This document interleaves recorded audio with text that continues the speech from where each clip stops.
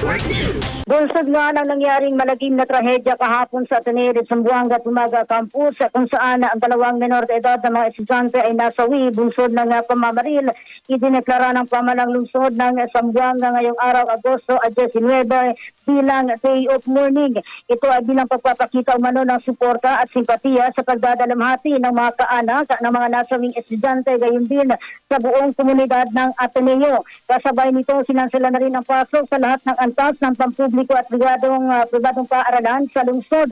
Samantalang nakiusap naman ang pamalaang lokal sa publiko na itigil na ang pagpapakalat ng mga larawan at mga video sa naganap na insidente kahapon. Gayon din ang hindi makatotohanang detalye na lalong nagpapagulo umano at nagpapalala sa sitwasyon.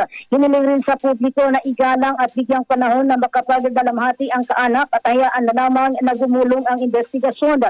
Nauna na rin inihayag ng Ateneo de Zamboanga University Management na mananatiling kanselado ang pasok sa lahat ng antas sa kanilang paaralan hanggang bukas Agosto 20. Subalit ngayong araw ay magsasagawa sila ng psychological first aid para sa lahat ng mga estudyante, mga guro na apektado sa naganap na insidente kahapon.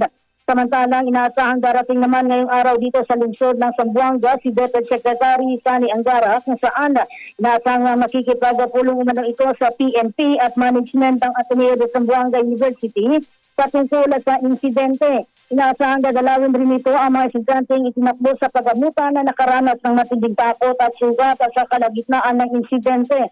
Habang nakikipag-ugnayan rin umano sa mga kaanak ng nasawi para sa posibleng pagbisita upang personal na makikiramay. Kasama mo sa DXRG RMN Zamboanga, Radyo Malia Sol Montesa, Tapa, RMN. RMN Network News.